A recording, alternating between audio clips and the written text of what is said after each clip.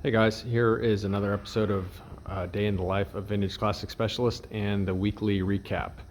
So this week we got pretty decent bit done on the 69 EV chassis. Just really doing like final assembly of a lot of bits and pieces. Added the rear brake lines, which took a little thought to figure out what lines to use. The kit didn't really come with complete lines, so I ended up using a front rubber brake hose to connect between the junction here and the braided line here. I just needed the extra length. That worked out great. Tightened and adjusted the truss bar. Got some little bit of a preload on it to stiffen things up. The e-brake cables, I had to have those custom made. The e-brake cables that come with this particular kit are made for 73 and up cars. This one being a 69, they were too short, so not a big deal. Had some correct ones made. They ended up being about 4.5 inches longer, and got them all connected here, and just kind of a preliminary adjustment on those. So yeah, worked on this car some, and again, just kind of finishing up some loose ends on it. The chassis, other than the transmission going back in, which I just found out this afternoon, and I was too busy to do anything about it, that the cradle mount is done with powder coating. So as soon as I pick that up, I can actually stab the transmission in here. After that, I think it's pretty much putting the Panda body seal on it, and maybe some other tiny odds and ends that I'm forgetting, and then the body would be ready to go onto it. The body probably itself won't be ready for maybe another week or so. I think we're probably going to go ahead and install the headliner in it and do some wiring before we go ahead and put it on the chassis. So yeah, hopefully they'll be going together. Probably not next week, but maybe the following week. This thing will be sitting with the body on it, so that's pretty exciting. So the 64 One Family Beetle, Rafa made quite a bit of progress on this one when he was here earlier this week. Front suspension is all assembled. Kind of started putting the brakes together. Just some other little details here. Nothing major enough to really talk about. I don't remember if the transmission went in this week or if that was last week. So I'll have to go back through my old episodes and see which is the case. But yeah, this one's coming along really well too. So this chassis will be done and ready for the body certainly much sooner than the body is actually ready to go onto it. So it's going to be probably done here in the next week or so, and then sitting waiting for its body, which is in metalwork right now. So this was a big week for Karmann Ghias for us. As you can see, conspicuously there is a blank spot in our shop here where the 61 Pampas Green car, for those of you that have been watching my videos, has usually been sitting. So it went back to its owner today. Really happy with how that car came out. The owner seemed really happy, and yeah, drove off in it today. So he's actually going to be trying to sell that car. So if anyone's interested in a really gorgeous Pampas Green 61 Karmann Ghias with all original interior, let me know and I can get you a hold of him. We also finished up the 57 Ghia. It's done. We test drove the heck out of it. We had a minor disaster earlier in the week with a steering box that decided to kind of spontaneously develop a lot of slop in it.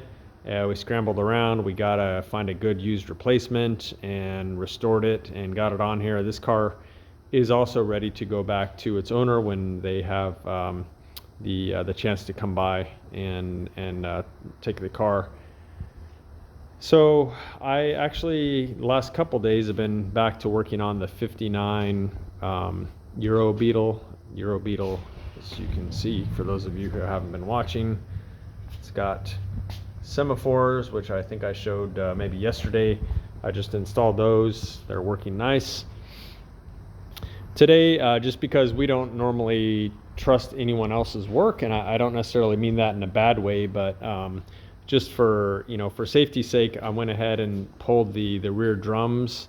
The front of the car is actually disc brakes. They look fine, but I went ahead and pulled the rear drums and just kind of inspected the brake assembly. Everything actually looked really good. It's all new parts in there, but again, when it comes to things like safety, like brakes, we like to check other people's work. Went and put them back on and torqued down the drums and so on. And then I went to go and install the pedal cluster in this car. So to start with, I went and pulled out the old clutch cable. Came out without too much drama. I had to actually cut one end of it off. I felt like there was probably some crud in the tube. Throttle cable came out with no drama. But then when I went to put in the new clutch cable, I kind of ran into an interesting situation. Is feeding it in from the where the pedal cluster goes in, it would go in a couple feet and then basically just come to a stop. And so I figured there was probably some crud in there or something, so kind of played around with it. Finally, let me grab my my light here. Finally, I managed to get the clutch cable to feed in all the way, but mysteriously the clutch cable did not come out of the back of the car, so up underneath the back where it normally comes out of the chassis, way back in there. And so I was a little puzzled that it fed in all the way but didn't come out. And so in my mind, the only thing that could mean was that there was actually a break in the clutch cable tube inside of the tunnel. And so I started digging around, and when we first got this car and I was kind of looking in the pedal assembly area, I noticed there were a lot of wet leaves and stuff in the hole right there. I pulled some out. I had kind of suspected that there might have been a critter living in there at some point. Today, again, when I was trying to feed the clutch cable tube in and having issues, I went ahead and I pulled the shifter, and this big pile of garbage that you see here is stuff that I pulled out of the shifter opening. You can see, if you can't see, there's still more. It's probably hard to see with the lighting. Probably there's still actually a lot more garbage in there. This is just what I was able to sort of get out with a pair of long needle nose pliers. So this tunnel on this car is pretty much full of garbage that some kind of critter packed in there. This stuff is mostly like plastic grocery bags and paper that the critter, I don't know, maybe a rat or who knows, kind of shredded and had in there. I'm sure it was a nice, comfortable home for it. But when I pulled enough garbage out of the hole here, I'm not sure if you're going to be able to see this, but what I found was my suspicions were true in that the clutch cable tube, and I'm sorry, you're probably not going to be able to see this. The clutch cable tube actually was, trying to zoom in here with one hand. Sorry, bear with me.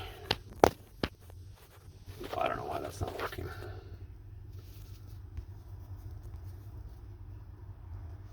Okay, maybe this will work. So if you look in here, not sure where it is. Geez. Okay, well, there we go. Okay, yeah, so sorry about that. You can actually see the clutch cable in there, which you shouldn't be able to see. It should be inside of a tube throughout the whole length of the tunnel. And it's not really showing now, but at some point I was able to see the end of the clutch cable tube where it had sort of rotted in half. And so what was happening earlier was when I was feeding the clutch cable in from the pedal access, is that it was coming up to about this point right here, and then it was leaving the tube where the tube was broken, and then just, I guess, going back through the tunnel. And so that explains why it was feeding in here. I fed in the whole length, and then it never appeared in the back of the car. It was just basically going in the empty space of the tunnel over here. So yeah, kind of a bummer, but luckily our shop is literally about 2 blocks from Washburn Metal. The people in the audience who are Volkswagen people probably have heard of Washburn Metal before. So I'm actually taking the car over to them on Monday, and they're going to put a new clutch cable tube in it and get us all fixed up here, probably get the car back in a day or so. And that'll be that. So then I can kind of continue assembly on this car at that point, put in the clutch cable and the throttle cable, the pedal assembly. He's got a really nice pedal assembly from Scott at Pedalworks. I mentioned him before. Look him up if you ever need a pedal assembly for an air-cooled Volkswagen. He's the best there is at it. Prices are super reasonable. Really nice guy, easy to work with. Scott at Pedalworks. So yeah, there you go. There's always surprises with these cars, and the owner explained to me that this car had been a bit of a barn find, and so apparently it was living in the barn, and then living inside of it was some kind of critter. Luckily, I don't think it's in there anymore, but yeah, it was definitely in there and had a very nice, cozy nest for itself in the tunnel of the chassis there. So yeah, we'll deal with it. We'll get it taken care of and get this car finished up, get it back to the owner, and then he's going to take it over to Paradise Motorsports where they're going to install the motor that he built, and then he may bring the car back here for us to finish up some things on it. So that's it for this week. Pretty good week, pretty busy week. We got both Ghias finished up. As I mentioned earlier, one of them's gone now. The other one's still here. It'll probably be gone within maybe the next week or so, depending on when the owner and or new owner are able to come by. Good progress on the 2 chassis builds that we're doing right now. And yeah, that's it. So hope you guys enjoyed this, and we'll see you soon.